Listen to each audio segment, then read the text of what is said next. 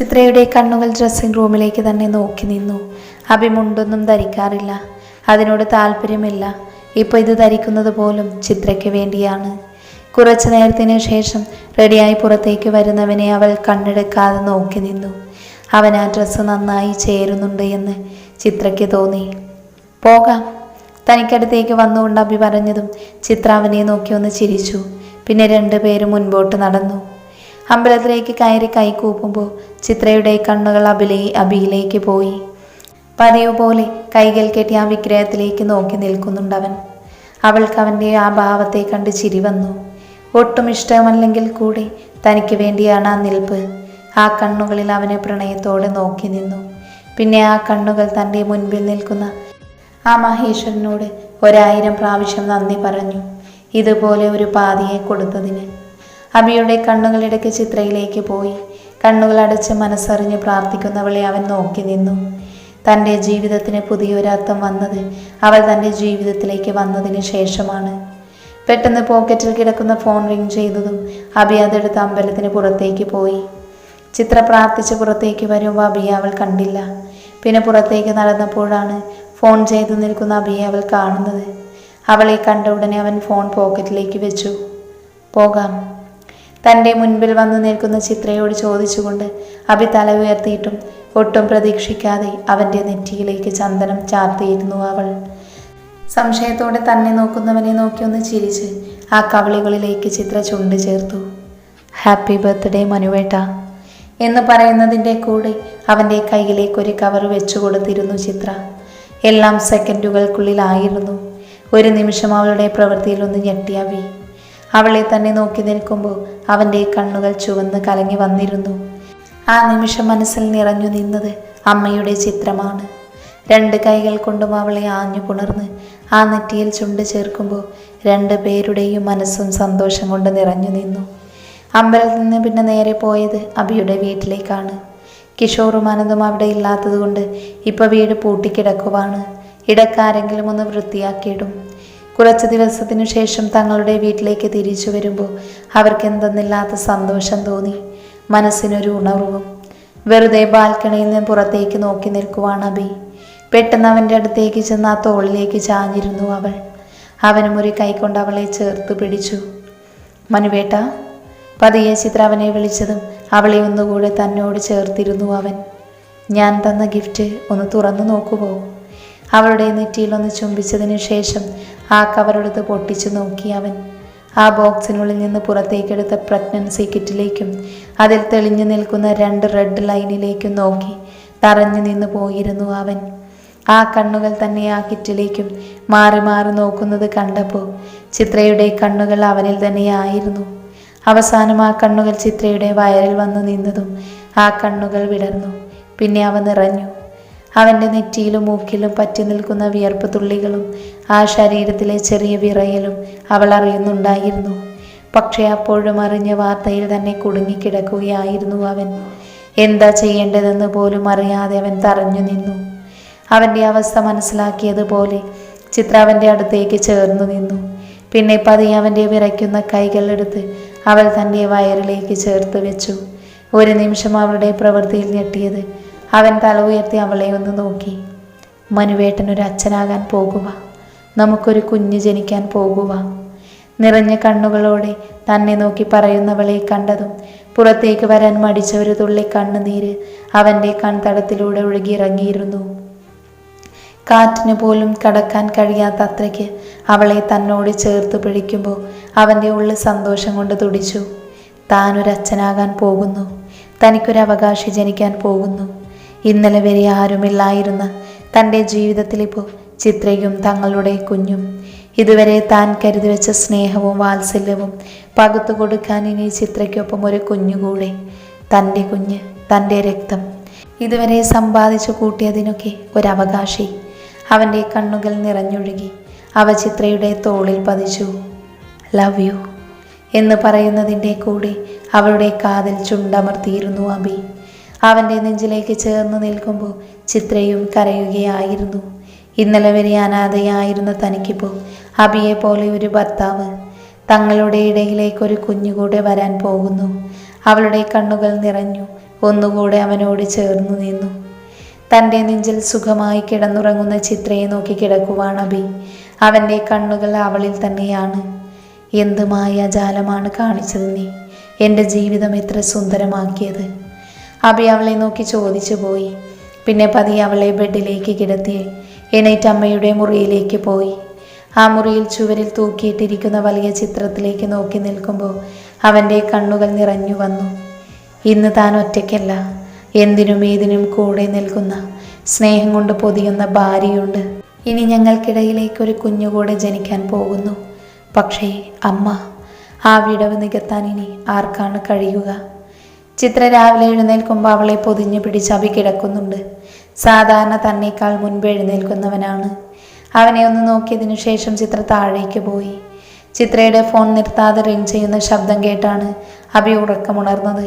വേഗം ഫോണെടുത്ത് അവൻ ചെവിയോട് ചേർത്തു. ഹലോ ഏട്ടത്തി, ഇന്നലെ എവിടെയായിരുന്നു? ഞാൻ കുറേ നേരം നോക്കി നിന്നു.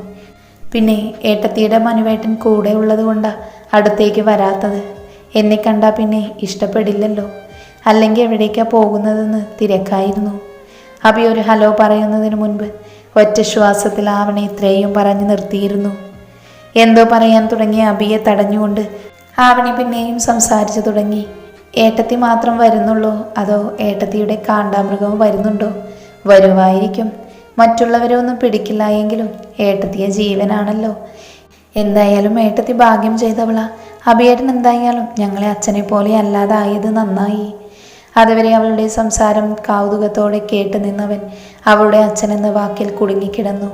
അവൻ്റെ മുഖം വലിഞ്ഞു മുറുകി. ഒന്നും പറയാതെ ദേഷ്യത്തിൽ ഫോൺ കട്ട് ചെയ്തിരുന്നു അവൻ. അച്ഛൻ, ആ പേരിനോട് പോലും തീർത്താൽ തീരാത്ത പുച്ഛവും വെറുപ്പുമാണ് അഭിക്ക്. തൻ്റെ അമ്മയോട് അയാൾ ചെയ്തത് ഒന്നും മറക്കാനും പൊറുക്കാനും അവനിപ്പോഴും കഴിഞ്ഞിട്ടില്ല. മനസ്സിലേക്ക് വീണ്ടും പഴയ ഓർമ്മകൾ വന്നതും അഭി നേരെ ബാത്റൂമിലേക്ക് പോയി. ഷവറിൽ നിന്നൊഴുകുന്ന വെള്ളത്തിൻ്റെ കീഴിൽ നിൽക്കുമ്പോൾ തലേന്നത്തെ രാത്രി അവൻ്റെ മനസ്സിലേക്ക് വന്നു. താനൊരച്ഛനാകാൻ പോകുന്നു, തനിക്കൊരു കുഞ്ഞ് ജനിക്കാൻ പോകുന്നു എന്ന വാർത്ത അവനിൽ സന്തോഷമുണർത്തിയെങ്കിലും അതിനേക്കാൾ അവനിൽ നിറഞ്ഞു നിന്നത് പരിഭ്രമമായിരുന്നു. ജനിക്കാൻ പോകുന്ന തൻ്റെ കുഞ്ഞിന് താൻ എന്തൊക്കെയാണ് ചെയ്യേണ്ടത് എന്നും ആ കുഞ്ഞിനൊരു നല്ലൊരു അച്ഛനാകാൻ തനിക്ക് കഴിയുമോ എന്നൊക്കെയുള്ള ടെൻഷനായിരുന്നു നിറഞ്ഞു നിന്നിരുന്നത്. അഭിക്കുള്ള ചായയുമായി ചിത്രമുറിയിലേക്ക് വരുമ്പോൾ അഭി കുളിച്ച് റെഡിയായി നിൽക്കുമായിരുന്നു. മനുവേട്ട, ചായ പറയുന്നതിൻ്റെ കൂടെ അവന് നേരെ കപ്പ് നീട്ടിയ ചിത്രയെ അഭി ഒന്ന് നോക്കി. നിനക്ക് ക്ഷീണം എന്തെങ്കിലും ഉണ്ടോ? ഇല്ല. പിന്നെ അവൻ അവളിൽ നിന്ന് ചായക്കപ്പ് വാങ്ങി. നീ എന്തിനാ ഇതൊക്കെ ചെയ്യുന്നത്? ചായ ഞാൻ ഇടുവായിരുന്നല്ലോ. അവളെ നോക്കി ഗൗരവത്തിൽ പറയുന്നവനെ അവളൊന്ന് നോക്കി. നീ ചായ കുടിച്ചോ? അവളുടെ കയ്യിൽ നിന്ന് കപ്പ് വാങ്ങി ചുണ്ടോട് ചേർക്കുന്നതിനിടയിൽ അവൻ ചോദിച്ചു. ആ, കുടിച്ചു. എന്നാൽ വേഗം റെഡിയാക്, നമുക്ക് ഒരിടം വരെ പോവണം. അവനെ ഒന്ന് നോക്കി ഡ്രസ്സിംഗ് റൂമിലേക്ക് പോകുമ്പോഴും അവളുടെ കണ്ണുകളെ അവൻ തന്നെയായിരുന്നു. ഇതുവരെ ഇല്ലാത്ത എന്തൊക്കെയോ മാറ്റങ്ങൾ അവനിലുള്ളതുപോലെ തോന്നി ചിത്രയ്ക്ക്. ചിത്ര റെഡിയായി വരുമ്പോൾ മുറിയിൽ എവിടെയും അവനില്ലായിരുന്നു. എന്നാൽ താഴേക്കിറങ്ങിയ ചിത്ര കാണുന്നത് അവൾക്ക് കഴിക്കാനുള്ളതെല്ലാം പ്ലേറ്റിലേക്ക് എടുത്തു വെച്ച് കാത്തിരിക്കുന്നവനെയാണ്. വാ ഇരിക്ക് എന്ന് പറയുന്നതിൻ്റെ കൂടെ അവളെ ചെയറിലേക്ക് ഇരുത്തി അവൾക്കുള്ള ഭക്ഷണം വിളമ്പി കൊടുക്കുന്നവനെ അവൾ അത്ഭുതത്തോടെ നോക്കി നിന്നു. എന്നാൽ അപ്പോഴേക്കും അവളെ അത്ഭുതപ്പെടുത്തിക്കൊണ്ട് അവൾക്കുള്ള ഭക്ഷണം എടുത്ത് അവളുടെ വായ്ക്ക് നേരെ നീട്ടിയിരുന്നു അവൻ. കഴിക്ക്, തന്നെ നോക്കി പതിഞ്ഞ ശബ്ദത്തിൽ എന്നാൽ ഗൗരവത്തോടെ പറയുന്നവനെ ഒന്ന് നോക്കിയതിനു ശേഷം ചിത്ര വാ തുറന്നു. അവൾക്കടുത്ത് തന്നെ ഇരുന്നു. അവൻ തന്നെ അവളെ കൊണ്ട് പാത്രത്തിൽ എടുത്തു വെച്ചിരിക്കുന്നത് മുഴുവൻ ഭക്ഷണവും അവൻ കഴിപ്പിച്ചു. മനുവേട്ടൻ കഴിക്കുന്നില്ലേ? എനിക്ക് വേണ്ട. പ്ലേറ്റ് എടുത്ത് മാറ്റുന്നവനെ നോക്കി ചിത്ര ചോദിച്ചതും അവൻ പറഞ്ഞു. കാറിൻ്റെ കീയും ഫോണും എടുത്ത് അഭി ചിത്രയെ കൈപിടിച്ച് മുന്നോട്ട് നടന്നു. തന്നെ കാറിലെത്തി വളരെ ശ്രദ്ധിച്ച് ഡ്രൈവ് ചെയ്യുന്നവനെ ചിത്രയൊന്ന് നോക്കി. അടിക്കടി അവളെ നോക്കിയാണ് അവൻ ഡ്രൈവ് ചെയ്യുന്നത്. കാർ ഹോസ്പിറ്റലിന് മുന്നിൽ നിന്നതും അഭി ആദ്യം പുറത്തേക്കിറങ്ങി ചിത്രയെ ചേർത്ത് പിടിച്ച് മുൻപോട്ട് നടന്നു. തലേന്നത്തെ രാത്രി തന്നെ അഭി കിഷോറിനെ വിളിച്ച് പറഞ്ഞതുകൊണ്ട് അവൻ അവരെയും കാത്ത് അവിടെ നിൽപ്പുണ്ടായിരുന്നു. അഭിയെ കണ്ട ഉടനെ ടെൻഷനോട് അടുത്തേക്ക് പോയ കിഷോർ അവനെ തന്നോട് ചേർത്ത് പിടിച്ചു. എടാ ഭീകര, നീ ഞാൻ കരുതിയതിനേക്കാൾ ഫാസ്റ്റാണ്. എന്തായാലും കൺഗ്രാറ്റ്സ്. ഒരു ചിരി ഒളിപ്പിച്ച സന്തോഷത്തോടെ തന്നോട് പറയുന്നവനെ അഭിയൊന്ന് നോക്കി. അവൻ്റെ മുഖം കണ്ടാലറിയാം എത്ര സന്തോഷമുണ്ടെന്ന്. ആ സന്തോഷത്തോടെ അവൻ ചിത്രയെ ചേർത്ത് പിടിച്ച് ആ നെറ്റിയിൽ ചുംബിച്ചു. ഒരുപാട് സന്തോഷമായി. തൻ്റെ നിറഞ്ഞ കണ്ണുകൾ അവനിൽ തന്നെ മറച്ചു പിടിച്ചുകൊണ്ട് കിഷോർ അത് പറഞ്ഞുവെങ്കിലും അത് കാണേണ്ടവർ കണ്ടിരുന്നു.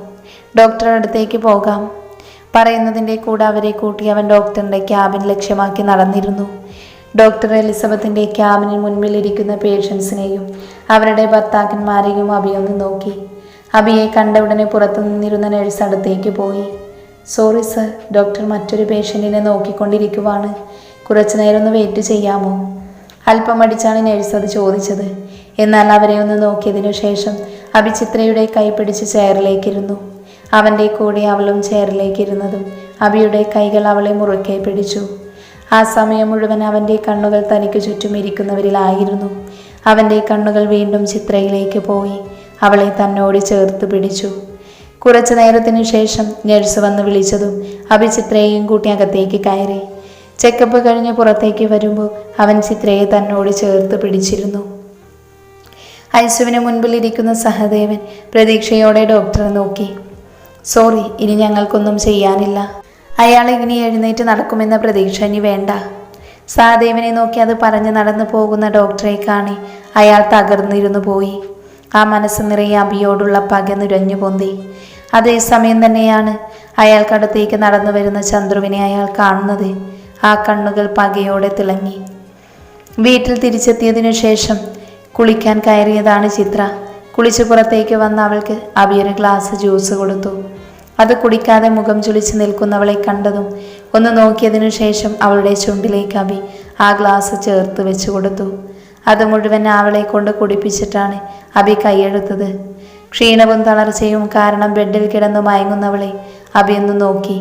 അവളുടെ അടുത്തേക്ക് നോക്കി കിടന്ന് അവളെ തന്നോട് ചേർത്ത് പിടിക്കുമ്പോൾ എന്തിനെന്നറിയാതെ ആ കണ്ണുകൾ നിറഞ്ഞൊഴുകി. 2 ദിവസം കൂടെ ആ വീട്ടിൽ തങ്ങിയതിനു ശേഷമാണ് അവർ ഈശ്വരമഠത്തിലേക്ക് പുറപ്പെട്ടത്. കഴിഞ്ഞ 2 ദിവസം അബി ഓഫീസിൽ പോലും പോകാതെ ചിത്രയുടെ കൂടെ തന്നെയാണ് സമയം ചിലവഴിച്ചത്. ഇടയ്ക്ക് കിഷോർ സനയെയും കൂട്ടി ചിത്രയെ കാണാൻ വന്നിരുന്നു. ചിത്രയ്ക്ക് വലിയൊരു സർപ്രൈസുമായാണ് 2 പേരും എത്തിയത്. ഒരാഴ്ച മുൻപ് 2 പേരും രഹസ്യമായി വിവാഹം കഴിച്ചു എന്നതായിരുന്നു അത്. അബിക്ക് അതിൽ വലിയ അത്ഭുതമൊന്നും തോന്നിയില്ല. കുറച്ച് ദിവസങ്ങൾക്ക് മുൻപ് തന്നെ അവനിതെല്ലാം പ്രതീക്ഷിച്ചതാണ്. എന്നാൽ ചിത്രയ്ക്ക് അതെല്ലാം വലിയൊരു ഷോക്കായിരുന്നു. അല്ലെങ്കിൽ തന്നെ കിഷോറിനെ കുറിച്ച് സംസാരിക്കുമ്പോഴെല്ലാം ദേഷ്യം കൊണ്ട് തുള്ളുന്നവൾ അവളെ എത്ര പെട്ടെന്ന് ഇങ്ങനെ ഒരു മാറ്റം അതവൾ ഒട്ടും പ്രതീക്ഷിക്കാത്തതാണ്. പക്ഷേ ചിത്ര ഒരുപാട് സന്തോഷവതിയായിരുന്നു. സന തനിച്ചാണ് എന്ന വേവലാതി എപ്പോഴും അവൾക്കുണ്ടായിരുന്നു. എന്നാൽ ഇപ്പോൾ അവൾക്ക് താങ്ങും തണലുമായി കൂടെ കിഷോറുണ്ട്. 2 ദിവസത്തിനു ശേഷം ഈശ്വരമഠത്തിലേക്കുള്ള യാത്രയിലാണവർ. ഈശ്വരമഠത്തിൻ്റെ ഗേറ്റ് കടന്നകത്തേക്ക് കടക്കുമ്പോൾ എത്രയും പെട്ടെന്ന് ആവണിയെ കാണണമെന്നും ഈ സന്തോഷ വാർത്ത അവളെ അറിയിക്കണമെന്നുമായിരുന്നു ചിത്രയുടെ മനസ്സ് നിറയെ. എന്നാൽ ആ പതിവ് ഗൗരവത്തോടെ ചിത്രയുടെ കൈപിടിച്ച് അകത്തേക്ക് നടക്കുകയായിരുന്നു അബി. എന്നാൽ തൻ്റെ മുൻപിൽ ആരോ നിൽക്കുന്നത് പോലെ തോന്നിയതും മിഴികൾ ഉയർത്തി നോക്കി അവൻ തന്നെ രൂക്ഷമായി നോക്കി നിൽക്കുന്ന ചന്ദ്രുവിനെ കണ്ടെങ്കിലും മൈൻഡ് ചെയ്യാതെ നടന്നു. ഒന്ന് നിൽക്കണം. ഗൗരവത്തിലുള്ള ചന്ദ്രുവിൻ്റെ ശബ്ദം കേട്ടതും അബിയും ചിത്രയും അവിടെ തന്നെ നിന്നു. ഇനി നിങ്ങളെയും ഇവരെയും ഈ വീട്ടിൽ താമസിപ്പിക്കാൻ കഴിയില്ല. അതുകൊണ്ട് എത്രയും പെട്ടെന്ന് ഇവിടെ നിന്ന് പോവണം, അതും ഇന്ന് തന്നെ. തന്നെ ദേഷ്യത്തിൽ നോക്കി അലറുന്ന ചന്ദ്രുവിനെ കണ്ടതും അബി അവനെ നോക്കി ഒരു നിമിഷം നിന്നു.